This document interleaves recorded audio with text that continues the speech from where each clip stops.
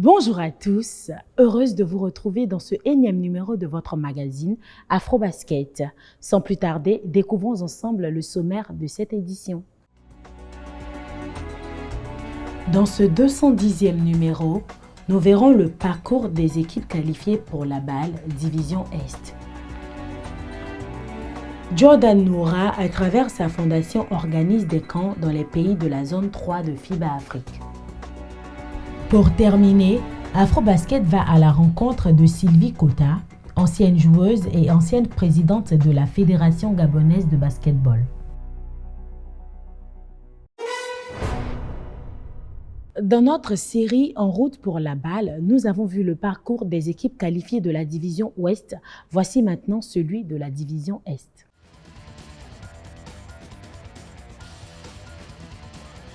Dans la division Est, dans ses éliminatoires, Patriotes du Rwanda est la seule équipe qui a réussi un parcours sans faute avec 9 victoires sur les 9 rencontres. Que ce soit sur la phase préliminaire en Tanzanie ou pendant l'élite 16 à Kigali au Rwanda, les Patriotes survolent tous les adversaires. Les plus brillantes restent celles contre Hawassa City de l'Éthiopie, 125-50, et aussi celles contre JKT de Tanzanie, 113-61. Même la demi-finale contre City Oilers de l'Ouganda est tout autant aboutie, hormis la timide résistance des Ougandais lors du premier quart-temps, 25-19 pour Patriots. Le reste de la rencontre est un déroulé de puissance des Rwandais. 17-14 au second quart-temps, 19-13 au troisième quart-temps et 20-13 au quatrième, score final à la fin de la partie, 81-59 en faveur des Patriotes du Rwanda qui se qualifient pour la finale et par la même occasion pour la phase finale de la BAL qui aura lieu sur leur terre. L'autre équipe de la division qui s'est qualifiée est le Ferroviário de Maputo. Les cheminots du Mozambique ont connu un parcours presque parfait avec 8 victoires en 10 rencontres. Hormis les faux pas en match de poule contre KPA du Kenya où ils ont perdu 67-79 et surtout la très attendue demi-finale contre GNBC de Madagascar. Un match qui connaît une double domination en première mi-temps, celle de Ferroviário 28-17 au premier quart-temps, 29-24 en allant à la mi-temps sur le score de 57-41. Personne ne vend cher la peau des Malgaches. C'est mal connaître la témérité des gendarmes de Madagascar, transformés au retour des vestiaires. GNBC présente un meilleur visage et domine le troisième quart-temps, 29-19. 24-14 au quatrième, Ferroviário de Maputo mord la poussière, perd son match sur le score final de 90-94. Il reste une ultime chance, le match de classement qui l'oppose aux City Oilers de l'Ouganda. Les cheminots ont débuté la rencontre par le mauvais bout et perdent les 2 premiers cartons. Score à la mi-temps, 33-29 pour City Oilers. Sûrement tensés par leur coach, du retour des vestiaires, les Mozambicains reviennent transfigurés et remportent les 2 derniers cartons, 23-15 au troisième et surtout un important 22-9 au dernier quart. Ferroviário de Maputo remporte la partie sur le score de 74-57, victoire synonyme de qualification pour la phase finale de la BAL. Le dernier qualifié de la division S est GNBC de Madagascar. Les gendarmes ont mis tout le monde d'accord pour leur brillante qualification depuis la demi-finale remportée face au Ferroviário de Maputo pour la finale. Une finale pour le prestige que livre GNBC avec la tête déjà à la BAL. Quoi de plus normal même s'ils ont perdu la finale sur le score de 94-63 face aux Patriotes du Rwanda. Les gendarmes de Madagascar sont qualifiés pour la toute première édition de la BAL.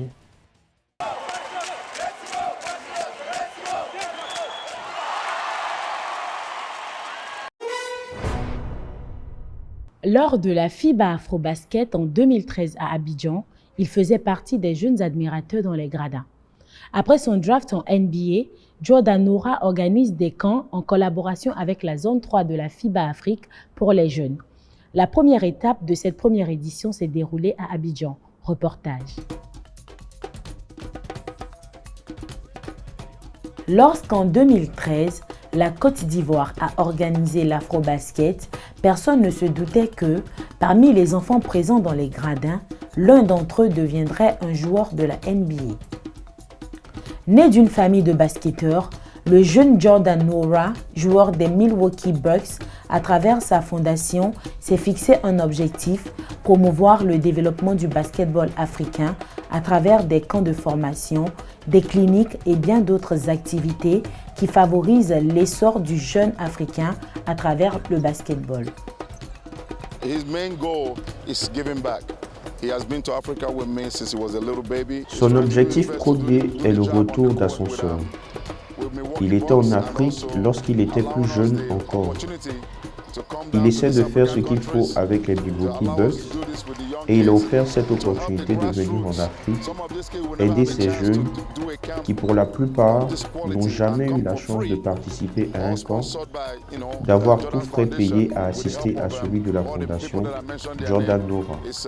C'est tout juste incroyable.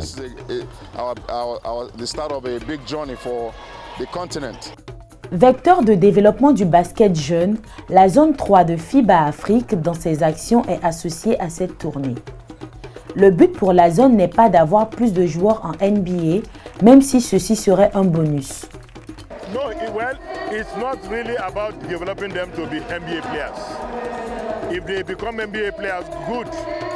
But even if they are not L'objectif NBA players, ici n'est pas nécessairement d'avoir des futurs joueurs NBA, mais cela ne serait pas une mauvaise idée s'ils le deviennent. Le développement d'une meilleure vie à travers le basketball est ce que nous inculquons aux enfants ici, car ils connaîtront des débouchés divers. Seul leur succès futur est important.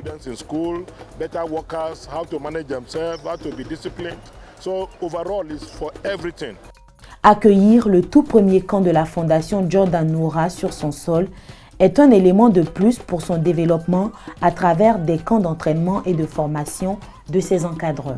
Évidemment, la NBA, c'est le summum de l'excellence en termes de compétition. Nous avons fixé un cap sur 4 ans pour avoir un joueur NBA. Ça passe par des camps, ça passe par des académies, ça passe par des collaborations avec les expertises internationales. Il n'y a pas mieux que des Américains et que des exemples comme Nwora, qui, jeune Nigérian, qui a fait ses classes dans des petites catégories qui naturellement se trouvent là. Donc ça crée vraiment une volonté, une motivation pour ces jeunes-là. Après la Côte d'Ivoire, le cap est mis tour à tour sur le Nigeria, le Ghana, le Togo et le Bénin, tout un vaste programme pour la zone 3 de FIBA Afrique.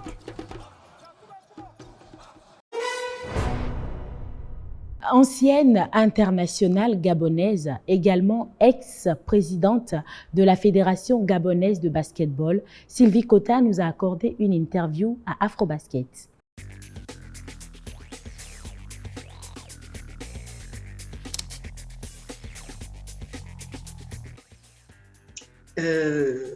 Vous savez, les passions naissent quand on est petit. Si vous pratiquez une activité, quelle que soit l'activité, il y a de fortes chances que vous la pratiquez toute votre vie. Alors, j'ai commencé le basket à l'école primaire en 1976, j'avais 9 ans. J'étais à l'école Montfort et nous faisons des compétitions inter-établissements sur la place de l'Indépendance. Donc, de 78 en 93, j'ai été aussi bien dans les écoles, dans les championnats scolaires, donc au lycée Léon-Bas, l'Immaculée d'abord, le lycée Léon-Bas, ensuite dans les clubs en compétition civile, donc l'UOB, l'équipe de l'université, Okumé, ASU, l'association sportive scolaire et universitaire, Froid Service. En Coupe d'Afrique, j'ai participé avec plusieurs clubs, Ndela, la GEC, la SEG. J'ai été appelée plusieurs fois en équipe nationale. Donc, je finis cette carrière en étant champion du Gabon avec Froid Service parce que pendant toutes ces années, on a été souvent vice-champion parce qu'il y avait des grands clubs qui étaient là, féminins. On a connu une période du basketball féminin au Gabon qui était très, très intense. Donc, j'ai fini avec Froid Service champion du Gabon, donc sacre de champion du Gabon.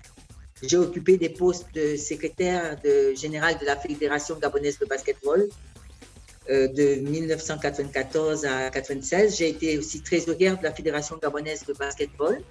Et en 2004, je me suis présentée aux élections et j'ai été élue présidente de la Fédération gabonaise de basketball.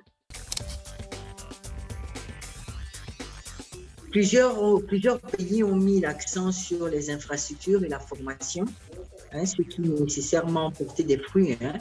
On peut citer un exemple, quand vous voyez aujourd'hui le Mali, avec l'exploit qui a été réalisé au mondial U19, on peut se réjouir de dire que la formation a payé. Le basketball africain évolue, peut-être pas